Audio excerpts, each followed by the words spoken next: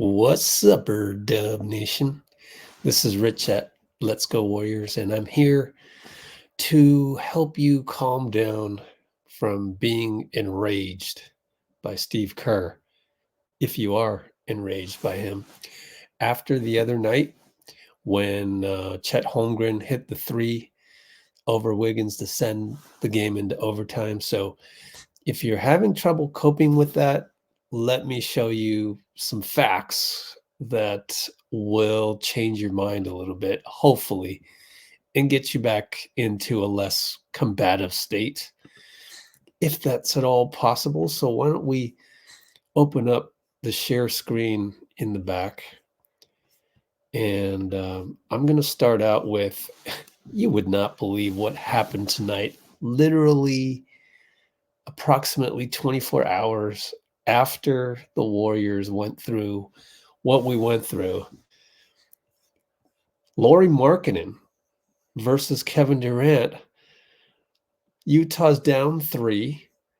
Durant does not intentionally foul, but ends up fouling Markkanen. At least that's how they called it. And then they reviewed it because it got challenged by Phoenix. They won the challenge, Phoenix did, and then they won the game. So just crazy how that works out sometimes. Now, I want to go through some of this stuff. Okay, this was before that play. The refs in Utah got together, and I have this gripe over them huddling around a monitor and all that. But it gets back to just what happened. Let's run the tape here. I'm going to run maybe just 3 seconds of this. So, personally, I think they're going to lose this challenge. Okay. Let's play it one more time for you. So, the ref, Ashley here, calls a foul on Kevin Durant. But what they missed was that KD's got his right hand on the side of Markkanen right there. That's a foul. And what happened was they reviewed this play and they determined that KD did not foul Markkanen at the apex of the release, but they entirely missed the hand on the side, which is a foul. And so this is always just, basically Keystone Cops. And I've been talking about this in our comments, that the referees and our live streams, the referees basically make every decision a crapshoot. So you're just rolling 2 dice, and are you hitting 7? Are you hitting 2? Are you hitting snake eyes, or are you hitting 11? I mean, it's just getting ridiculous because they ended up reversing the foul, and Phoenix therefore won because that was a clean block. Here's Kevin saying that he didn't touch Lauri the whole time. Really? Are you like, what are they looking at? This Yeah, I just thought it was just ridiculous that you can call that. I knew I blocked the shot, and I knew that I didn't touch him at all. But you didn't touch him at all? Whatever. So, I mean, if the last second shot is going to come down to the referees, then anything goes. You just don't know what's going to happen. So, in that respect, I'm almost glad that the refs didn't get involved in this, because it's too risky. It is kind of risky. Now, let's review this play. This is a great angle, and I can play this ad nauseum because it is not part of the TV broadcast. And it's a courtside view, obviously. But once we play it, let's play it once, and then we'll discuss in detail. Okay, so that's the make, but let's go all the way back to the beginning of the clip. All right, here we go. There's Looney, inbounders right here.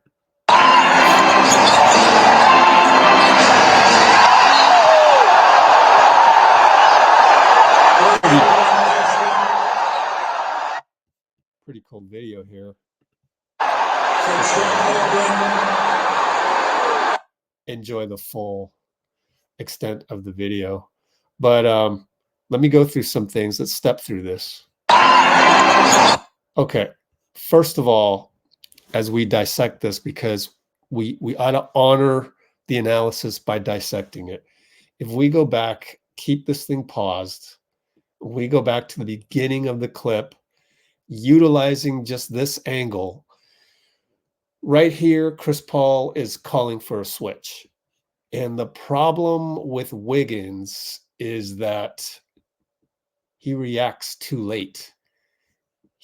Watch his foot. He's going to end up taking a jab step over here. Then he has to recover. Watch it closely. You see that? That right foot, jab step. Watch the right foot of Wiggins, jab step, and then he has to recover. There's the jab step. So by now, Chet is way ahead of Wiggins. And I don't even know if he can get away with a foul at this point. We're talking split seconds here. And the problem I have with Steve is not totally absolved of criticism, despite the shenanigans that we saw with the referees on the Markkanen versus KD play. The problem I have with Steve saying that you only want to foul when it's a clean foul over here is that is so much on the plate. You're asking your guy to determine if you can foul him cleanly. And I just don't know that Wiggs has, that cerebral part of his game, a la, this guy or this guy who were not available. And so I'm back to the question of, why are you asking Wiggins to make a clean foul or not? Because he should have known the switch was coming, and he should have switched without having to jab step. It should have been right away. Now, he can't really get in Chet's way, but he should be anticipatory, as if, you're a cornerback guarding a wide receiver. All right, so there's a flaw in that thinking, I think, from Steve, and the philosophy of whether you foul or not in the last few seconds. And I think you just got to tell your team, especially when you're missing your two most cerebral defensive players in Draymond and GP2, that you just tell those five guys, either you're fouling or you're not. Now, they ended up not fouling, and so the argument could be made that, oh, you got to foul every single time. Well, let me give you a solution to all that. This applies to, ironically, 7 feet tall people coming to meet the ball on the sideline for a three, as we saw with Lauri Markkanen. And for this to happen 2 nights in a row, it made me realize that the solution to this, just put Looney, or your tallest guy that night. Trace Jackson Davis was injured, so he would have been the tallest guy, but put your tallest guy, actually Dario's taller than Looney, just have him stand right here in the sideline. So he's an obstacle. So now you're playing a reverse zone, okay? And so now the inbounder has to lob it to Chet, because it's not going to happen. You're going to be throwing the ball into him in the 2-point area. So now if you just put a 6'11" guy right here, 6'10", 6'11" guy, and put him in the way, then the inbounder has to make this near impossible lob pass. The lob pass will end up being basically like a jump ball, football-wise, a jump ball between Chet and Wiggins, and he can't throw it too high because Chet will need to, catch it, and then to catch it that high is just more difficult to then gather and shoot a three over a 6'10", 11 guy that's already standing here. And that's the solution to that. So anytime you got sideline, you got a 7-footer on your squad. In fact, I would do this even if they don't have any 7-footers. Just stick your big man right here. Everything's solved. Now, you can make the argument that you don't want to do that with, say, more than, let's go 3 seconds, 2.9 seconds. You wouldn't want to put somebody just right here playing, reverse zone with 2.9 or more seconds, because then they can do a give and go where you're doing a pass and a give back for a 3, and you want to be able to close out on the shooter there. I mean, this can be debated. I'm not here to really dissect beyond 3 seconds left on the clock, or if there's a full possession. There is a theory that you might want to just give up the 2-pointer no matter how many seconds, up to 10 seconds left. Just have all 5 guys play switch outside of the 3-point arc. That would solve a lot, right? And that's to be considered. But I think my solution of just putting a 6'10", 11 guy right here, especially when the other team has a 7-footer that can catch and shoot, problem solved. So again, we didn't have Draymond, we didn't have Gary. So I feel like Steve has practiced this with the team. Oh, get a clean foul if you can. Well, the audience of him saying that day, and I do believe they have an analytics guy. They literally have a guy whose sole purpose is to do analytics. So I believe Steve when he says that he's seen referees call a foul and give them 3 free throws. And we literally saw that tonight with Katie and Markkanen. So I believe Steve in terms of the data, but I believe also that he wanted to implement this clean foul strategy, and the people listening to him were Draymond Green, Gary Payton, Andrew Wiggins, Clay, and Steph. So that's your top 5 defending squad to close out a game.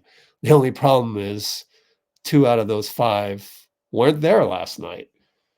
Now, we can go through some of the actual plays that affected the game, but now that I've done this video and kind of rambled a little bit, apologize for that. This is my 3rd all-time video of doing an analysis kind of like this.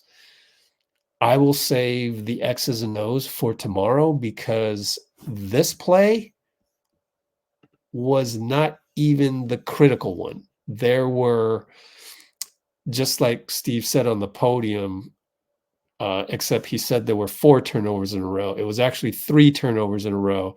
We're going to analyze that next. So stay tuned on the channel. Look out for that. Be sure to like, comment, subscribe, especially hit the notification, because that video is coming up real soon, in several hours before the game against Houston Monday night. And I want to leave with this is, if you want to be enraged by Steve by some of this, and the 2 real key points of the game were those 3 turnovers in a row, and then in overtime, I might add, with about 1 or 2 minutes left, the Warriors were only down by 2, but they couldn't get the ball to Steph. That's not Steve's fault, because Looney was there to hand off the ball to Steph, and he actually didn't hand the ball off to Steph when he could have. And the second time that happened, Steph actually was a little exasperated. You can see on the tape. And then after that, Steph said, just let me have the ball. Let me shoot a 3. It got blocked by Shea. End of game. So those 2 were instances were more controllable than not fouling Chet Holmgren with 1.6 left. And so, I mean, if Giannis here literally earlier today is saying that he doesn't believe anybody would tweet anything positive on Twitter about him. What makes you think Steve is getting any positive tweets at all? I mean, it's the usual zombie apocalypse of negativity on Twitter. So anytime you see people enraged on Twitter at Steve Kerr, you know they're addicted to that. And don't fall into that trap, because that's the one place where you get validation for agreeing with that, and you pile on, and it's really just the psychological battle. And today I'm trying to get you back to positivity and giving you reasons, plausible reasons, for not being enraged at Kerr. You don't need that enragement. You don't need to have any other feelings other than gratitude for this team, really, because I'm still rooting for this team. I still love the team once we get Draymond and GP2 back. And I hope you do too. So let's listen to Giannis real quick before I sign off. People tweet about me nice stuff. I don't believe. Actually, I saw a tweet maybe like 2 weeks ago or something. Somebody said like, "Hey man, if you think Giannis don't have a bag, you're crazy. You don't know basketball." I was like, "Thank you, man. Thank you, because there's a narrative out there that's false. He gave my bag, but it's good. It's good like this. Keep it on the low. Because when you get your ass here and walking, then you're getting better. You can go back home and start contemplating life. In the shower, taking a cold shower, thinking about, dang, I didn't know Giannis had a bag." People tweet about me. See, so even Giannis cannot believe that anyone would say anything positive. And yet the guy that said something positive, then he was also kind of in a combat mode, right? So let's get out of that combat mode. Let's get back to appreciating the game, appreciating the Warriors. That's all I have for now, but we'll go through the X's and O's pretty soon. Thank you for joining me here, and I'll see you soon.